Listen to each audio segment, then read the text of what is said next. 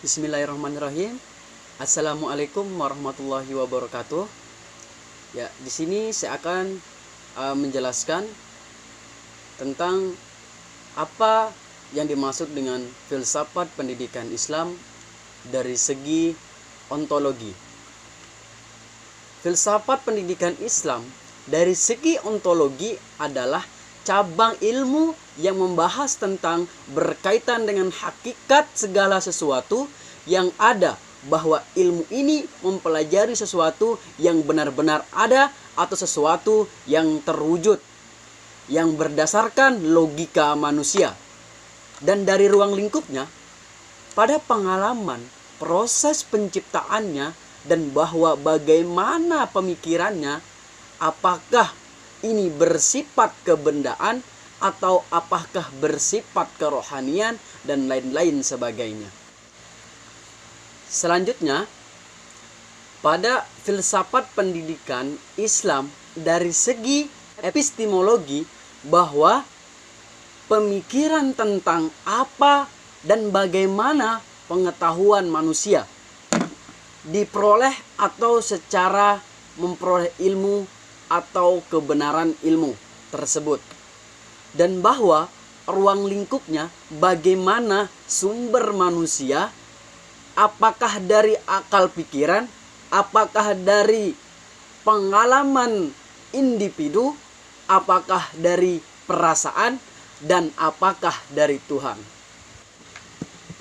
Selanjutnya, yang ketiga itu adalah filsafat pendidikan Islam dari segi aksiologi, bahwa aksiologi adalah pemikiran tentang masalah nilai-nilai, dari nilai moral, etika, dan banyak berbagai nilai religius dalam sebagainya.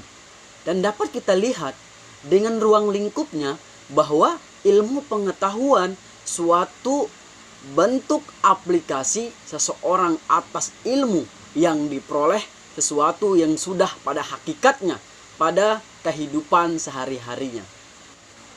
Selanjut ke soal yang kedua, yaitu menjelaskan aliran filsafat pendidikan Islam. Yang pertama adalah aliran pendidikan konservatif. Aliran pendidikan konservatif bahwa sebenarnya sama, yakni lebih meyakini kepada nilai-nilai keabadian dan tujuannya pada pada pendidikan sebagai pengakuan nilai-nilai disebut adalah sebagai transendental gitu loh. Terus yang kedua adalah yaitu aliran yang kedua itu aliran pendidikan yaitu rasional religius, bahwa aliran ini menganggap bahwa semua disiplin ilmu adalah penting. Lebih luasnya merumuskan ilmu pengetahuan. Dan aliran yang ketiga ini dapat kita kenal dengan tokoh Ibnu Khaldun, bahwa pendidikan bukan hanya bertujuan untuk mendapatkan ilmu, akan tetapi untuk mendapatkan keahlian duniawi dan ukhrawi, dan keduanya itu memberi keuntungan. Oke, selanjutnya yaitu soal yang ketiga. Soal yang ketiga adalah yaitu menjelaskan konsep pendidikan menurut para ahli atau beberapa ilmuwan gitu. Bahwa di sini konsep pendidikan yang pertama menurut Al-Ghazali, bahwa Al-Ghazali bertujuan adalah itu lebih kepada spektifnya.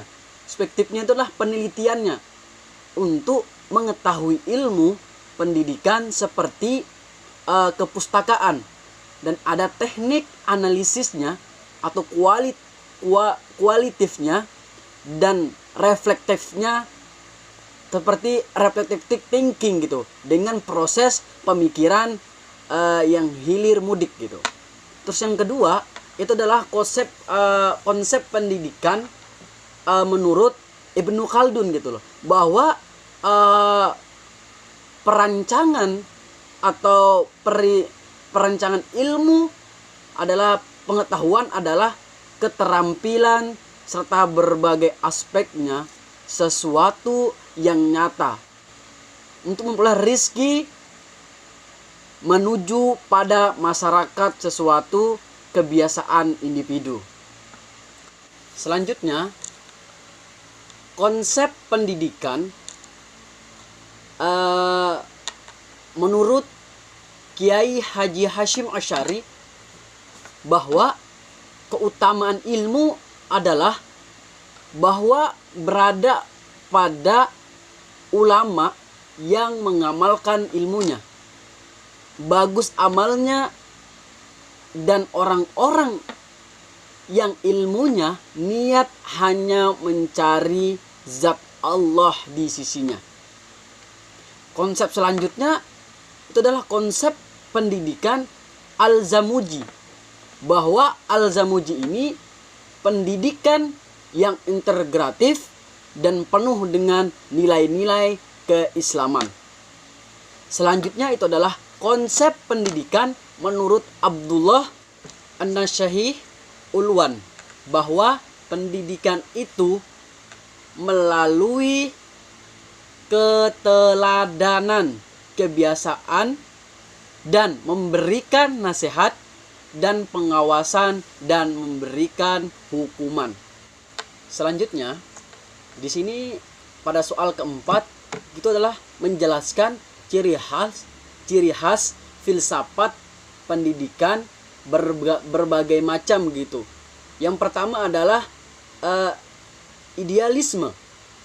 Ciri khas filsafat pendidikan idealisme yaitu adalah pada mengevaluasi, karena di dalam pengertiannya di situ menyatakan adalah pengangkatan dan kebenaran paling tertinggi pada gagasannya. Terus pada ciri khas yang kedua adalah ciri khas filsafat pendidikan realisme gitu. Adalah ini yang bersifat kepada objektif, bahwa di dalam pengertiannya pendapat semua benda tampak itu nyata, bukan hayalan.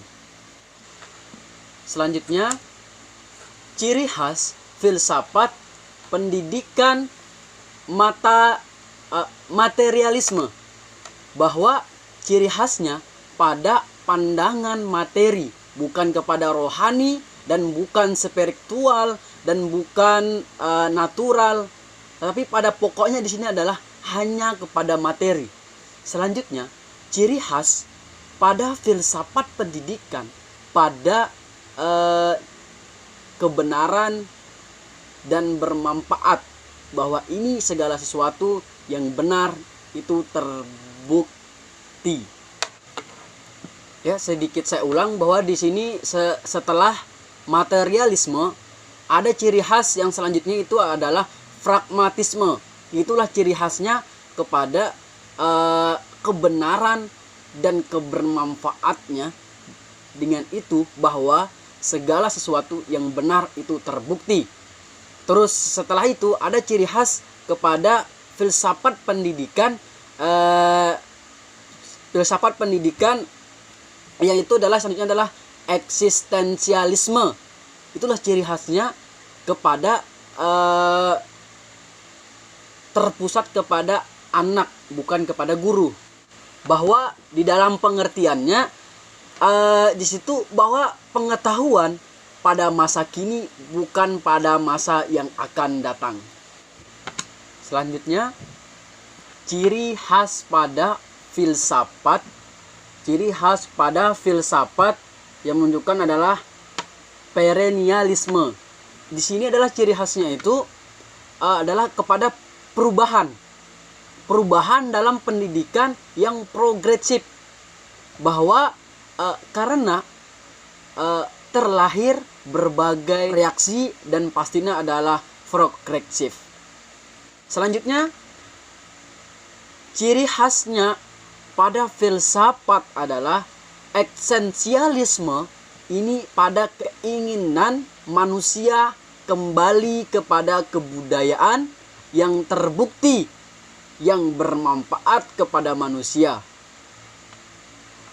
Dan selanjutnya itu adalah kita bisa lihat bahwa dalam kontribusinya besar sekali filsafat pendidikan itu sangat besar, yaitu bahwa kontribusinya itu sangat besar sekali segala di bidang keilmuan, karena filsafat Islam ini dijadikan sebagai landasan penguasaan dan pengevaluasi ilmu-ilmu. Selanjutnya, soal yang kelima, di sini disuruh menjelaskan analisis kita terhadap konsep merdeka belajar.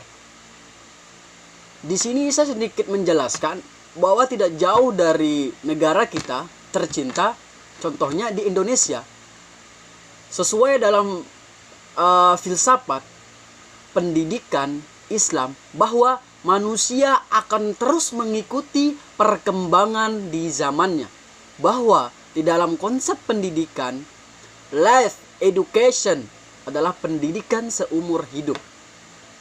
Konsep merdeka belajar ini yang telah dirumuskan oleh Mendikbud Nadiem Makarim itu di dalam penjelasannya bahwa Kiai Haji Dewantara menerangkan bahwa pentingnya kemerdekaan kepada peserta didik di dalam pendidikan. Sekian dari saya, mohon maaf apabila penjelasan saya kurang berkenan atau ada kata-kata yang salah, mohon maaf. Akhir dari saya, wassalamualaikum warahmatullahi wabarakatuh.